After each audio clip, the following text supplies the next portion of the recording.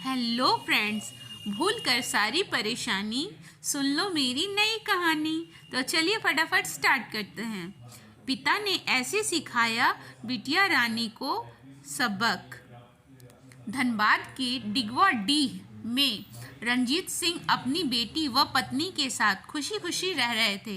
जैसे हर किसी का परिवार खुशहाली में रहता है, ठीक उसी प्रकार इनकी जिंदगी भी चल रही थी। लेकिन एक दिन रंजीत की बेटी आरती के एक सवाल ने उनकी जिंदगी जीने का नजरिया ही बदल दिया।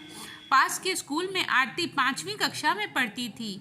अक्सर उसे कभी उसके पिता तो कभी माँ स्कूल छोड़ने जाया करते थे। स्कूल जाते समय तो सब अच्छा रहता था, लेकिन छुट्टी के समय जब भी उसके पिता उसे लेने जाते थे तो उसे जरा भी रास न आता था। आरती के दोस्तों के माता पिता साफ सुथरे कपड़े पहनकर अपने बच्चों को लेने आते थे, जैसे हर आम आदमी आता है। आरती अपने पिता से प्यार तो करती थी, लेकिन वो ये नहीं चाहती थी कि उसके पिता स्कूल की छुट्टी होने पर उसे लेने आए। हो भी क्यों ना, दिन में साफ सुथरे कपड़े पहनकर ड्यूटी पर जाने वाले रंजीत के कपड़े ड्यूटी के बाद इस कदर गंदे हो जाते थे कि बेटी नहीं चाहती थी कि वे छुट्टी के समय स्कूल आए। एक दिन छुट्टी के बाद रंजीत स्कूल के गेट के बाहर गंदे कपड़ों में अपनी प्यारी बिटिया का इंतजार कर रहे थे।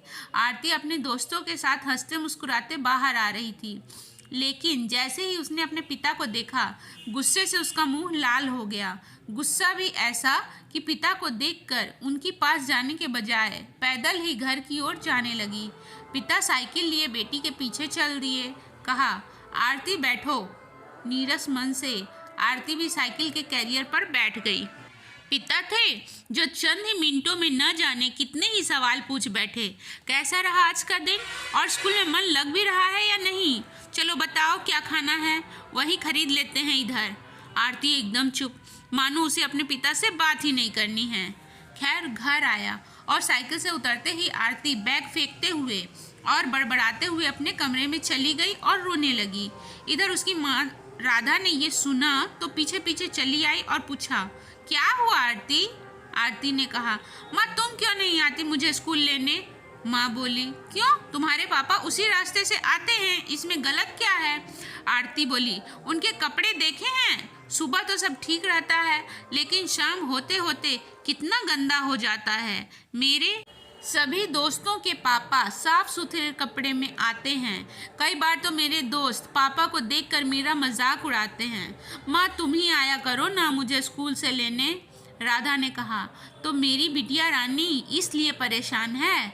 अच्छा आरती, तुम ही पापा को ये क्यों नहीं कह देती? कुछ दिनों के बाद आरती पापा के पास गई और कहा, पापा मुझे आपकी एक चीज़ पसंद नहीं है। रंजीत बोले, क्यों, क्या नहीं पसंद? जरा बोल के तो देखो, तुम्हें खिलौने चाहिए क्या? आरती ने कहा, नहीं पापा, मुझे आपके वो गंदे कपड़े नहीं पसंद। सुबह तो आप घर से साफ कपड़ों में ही निकलते हो, लेकिन दोपहर होते होते आपके कपड़े इस कदर गंदे हो जाते हैं कि मेरे दोस्त आपको देखकर मुझे चिढ़ाते हैं। रंजीत बोले, अरे बेटी ये बात है? क्या कहूँ, मेरा काम ही कुछ ऐसा है। आरती बोली, पापा आप ऐसा क्या करते हैं कि शाम होते होते आपके कपड़े इतने गंदे हो जाते हैं? रंजीत, तुम्हारी उम्र बहुत छोटी है, मैंने सोचा थोड़ी और बड़ी हो जाओ तब बताऊंगा, लेकिन नहीं, अब बता ही देना चाहिए।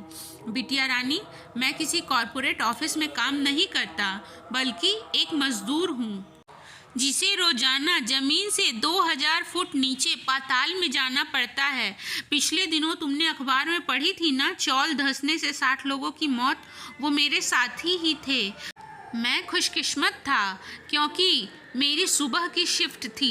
तुमको स्कूल से लेने जो जाना था। आरती की आंखों में आंसू थे। पापा आप मेरे लिए इतनी मेहनत करते हैं, मैं कितनी गलत थी। रंजीत बोले, क्या करूं बेटी, तुम्हारी खुशी के लिए ये काम भी मैं हंसते हंसते करता हूं। इतने में पीछे खड़ी बाप बेटी की बातें सुन रही राधा बोली, आरती तुम्हें पता भी है तुम्हारे पापा घर से निकलते तो हैं, लेकिन उन्हें ये पता भी नहीं होता कि घर लौटेंगे भी या नहीं। मैं जानती हूँ कि कितनी मुश्किल से वो हमारे लिए पैसा कमा रहे हैं। जमीन की गहराई में जाकर वो कोयला निकालते हैं।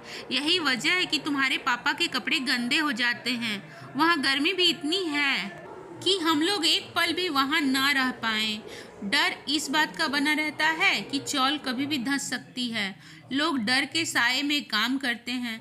अगले दिन छुट्टी के वक्त पापा रोजाना की तरह स्कूल के गेट के बाहर गंदे कपड़ों में खड़े थे, लेकिन इस बार आरती उनसे नज़रें चुराने के बजाय जाकर उनके गले लग गई। तो फ्रेंड्स, इसी के साथ हमारी ये स्टोरी यहीं ख़त्म होती है। मिलती हूँ नेक्स्ट वीडियो में, तब तक के लिए बाय।